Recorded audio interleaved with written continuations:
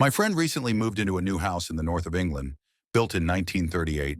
During renovations, he came across a sealed hatch in one of the first floor, second floor in the U.S. bedrooms. The hatch, measuring 30 by 30 centimeters, was stuck due to layers of old paint around the edges. Using a chisel, he carefully removed the paint and managed to open it. The hatch opens to about a 45-degree angle and is located on an interior wall, roughly 15 centimeters below the roofline. Once opened, he found the cavity filled with a thick layer of dust. The space inside extends about 20 centimeters horizontally before rising vertically. However, shining a light upward revealed no visible openings or connections to the loft, and there are no ventilation bricks on the exterior wall near the hatch. Interestingly, old photos of the house reveal that this wall was once part of the exterior before an extension was added. Despite this, there was never a chimney or fireplace on this side of the house.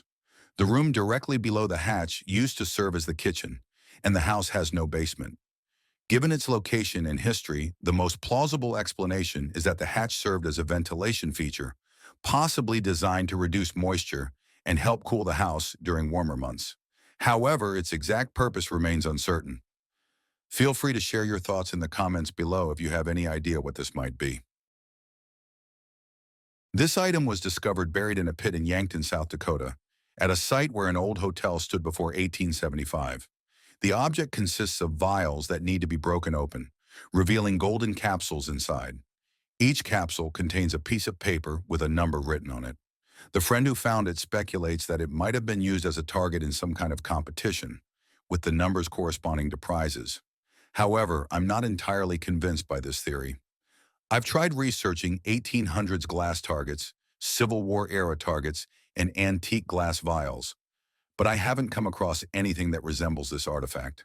Could it have been part of a game, a raffle, or even something more ceremonial or symbolic? Any ideas? I contacted the local museum, and they suggested that the item might be related to some kind of lottery.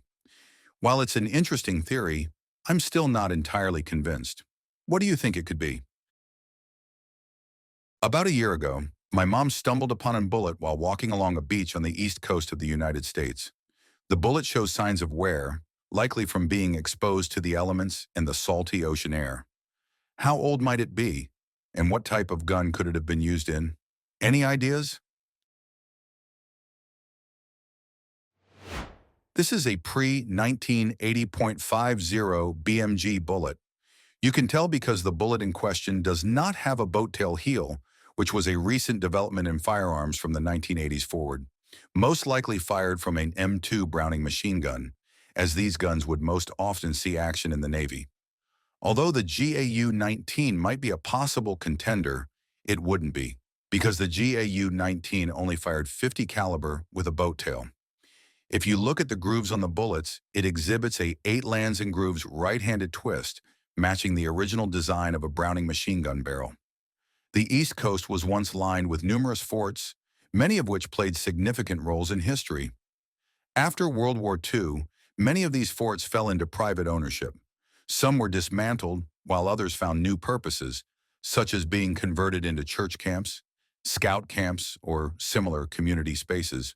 Over time, several were transformed into housing developments, thanks to their desirable coastal locations.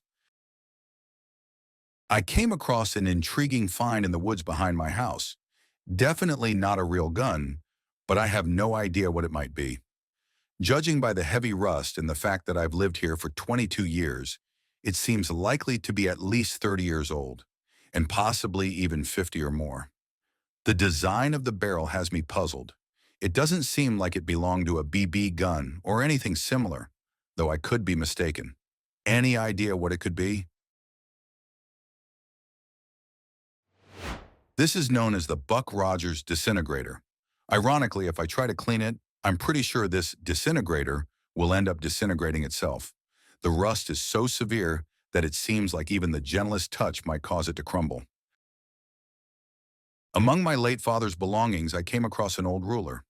My father, who was a professor, must have used it in his work, but I have no idea how it's meant to be used or what it measures. The ruler looks to be at least 40 years old. It's unlike any standard ruler I've seen. Its markings and features suggest it may have served a specialized purpose, perhaps in mathematics, engineering, or a scientific discipline. Does anyone know how this is used or what it measures? It's a slide rule. These put humans on the moon. It amounts to logarithm tables and trigonometry tables on a stick. It enables you to add logarithms in order to obtain the product of two numbers. It was as indispensable as a calculator is today. A slide rule is a hand-operated mechanical calculator consisting of slidable rulers for evaluating mathematical operations such as multiplication, division, exponents, roots, logarithms, and trigonometry. It is one of the simplest analog computers. Slide rules exist in a diverse range of styles and generally appear in a linear, circular, or cylindrical form. Slide rules manufactured for specialized fields such as aviation or finance typically feature additional scales that aid in specialized calculations particular to those fields. The slide rule is closely related to nomograms used for application-specific computations. Though similar in name and appearance to a standard ruler, the slide rule is not meant to be used for measuring length or drawing straight lines. Nor is it designed for addition or subtraction, which is usually performed using other methods, like using an abacus.